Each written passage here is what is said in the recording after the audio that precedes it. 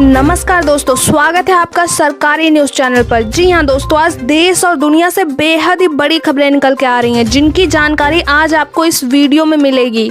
तो इस वीडियो को अंत तक जरूर देखिएगा, क्योंकि इन खबरों में आपके काम की भी खबर छुपी हुई है। तो चलिए शुरू करते हैं आज की पहली बड़ी खबर से।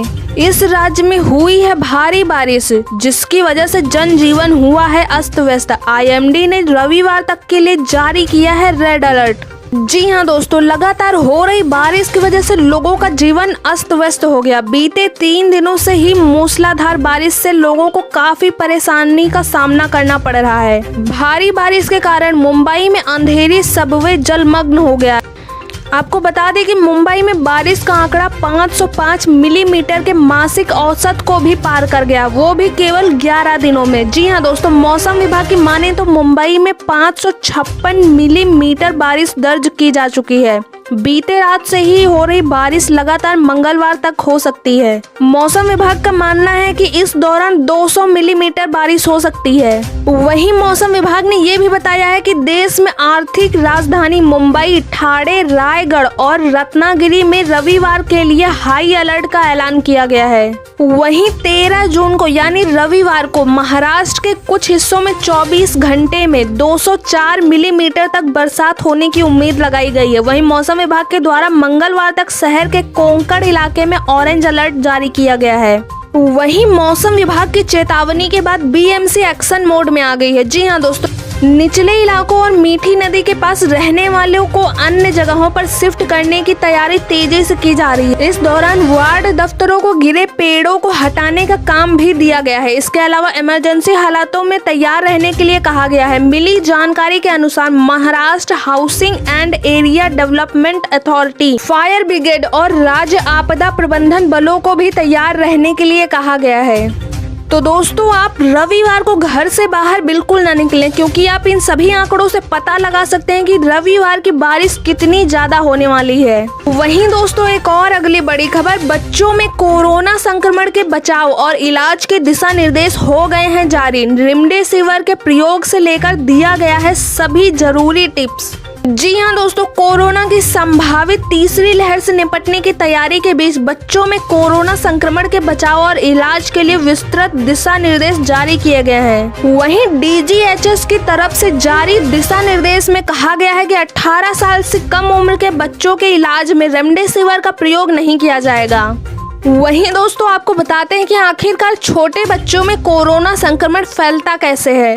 जी हाँ दोस्तों, 5 साल से कम उम्र के बच्चों को मास्क न पहनने की सलाह दी गई है, और इसका कारण यह है कि छोटे बच्चे मास्क को बार बार छूते हैं, जिससे संक्रमण का खतरा बढ़ जाता है। और वहीं बच्चों को संक्रमण से दूर रखने के लिए माता पिता को सावधानी बरतने की भी सलाह दी गई है। दिल्ली के मेडिकल काउंसिल के अध्यक्ष व बल रोग विशेषज्ञ ने कहा है कि माता पिता घर में भी बच्चों के पास बगैर मास्क लगाए ना जाएं, और वहीं हाथ सैनिटाइज करने के बाद ही बच्चे को गोद में उठाएं। बच्चों को घर के बाहर बिल्कुल न निकलने दें। और वहीं दोस्तों, एक और अगली बड़ी खबर, आज से केरल में लागू हो गया है वीकेंड लॉकडाउन। झारखंड में 38 घंटे की होगी सख्त पाबंदी।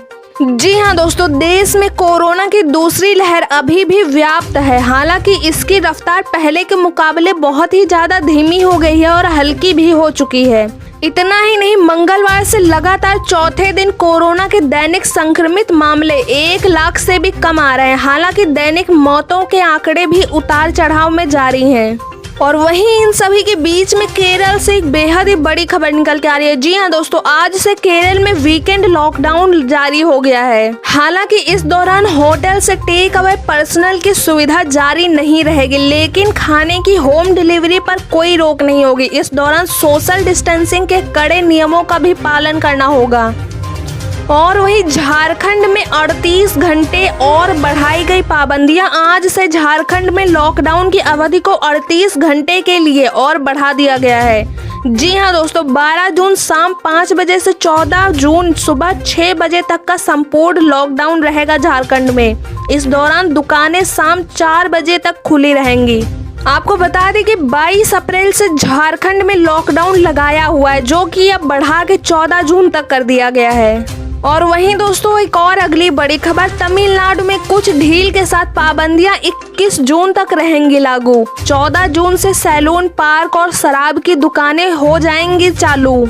जी हाँ दोस्तों, तमिलनाडु सरकार ने कोविड-19 संक्रमण को रोकने के लिए लागू पाबंदियों में कुछ ढील देने की घोषणा की है। इसके तहत 35 दिनों के बाद 14 जून से सैलून, पार्क और शराब की दुकानें खुल जाएंगी।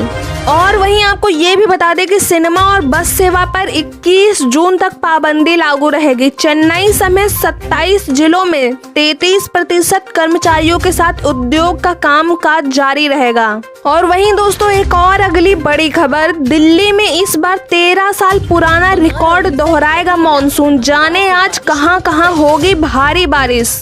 जी हाँ दोस्तों, देशवासियों के लिए मानसून को लेकर अच्छी खबर है। मानसून लगातार तेजी से आगे बढ़ रहा है। महाराष्ट्र में मुंबई समेत अब मानसून धीरे धीरे मध्य भारत और उत्तर भारत में भी दस्तक देने लगा है। हालांकि दक्षिण पश्चिम मानसून केरल में 2 दिन की देरी से आया, लेकिन इसने गति पकड़ ली है और देश के लगभग आधे हिस्से में तय समय से 6 दिन पहले ही पहुंच गया है। और वहीं स्काईमेट वेदर रिपोर्ट के मुकाबले 1 जून से 8 जून तक देश में 19% अधिक बारिश हो सकती है और दक्षिण हिस्सों में सामान्य से 47% अधिक वर्षा हुई है। मध्य भारत में 21% तो उत्तर पश्चिम भारत में 32% अधिक वर्षा हुई है। वहीं उत्तर पूर्वी और पूर्व भारत में सामान्य से 3% कम बारिश हुई है। और वहीं दोस्तों कोरोना की ताजा अपडेट देते हुए आपको बता दें कि 24 घंटे में मिले हैं 566 नए मामले। इन जिलों में 10 से भी कम हैं एक्टिव मरीज।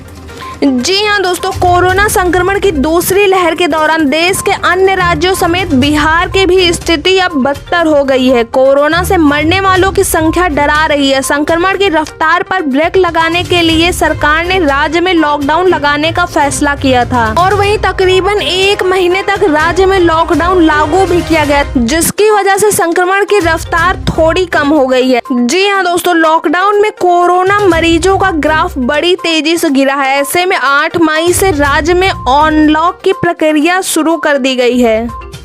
और वहीं बिहार स्वास्थ्य विभाग की ओर से जारी आंकड़ों को देखें तो राज्य में पिछले 24 घंटे में 566 नए मरीज सामने आए हैं, जिससे कोरोना एक्टिव मरीजों की संख्या 6348 पहुंच गई है। और वहीं राज्य में कई जिले ऐसे भी हैं जहां पर लगभग कोरोना खत्म हो चुका है। वहां बीते कई दिनों में 10 से भी कम मरीज सामने आए हैं।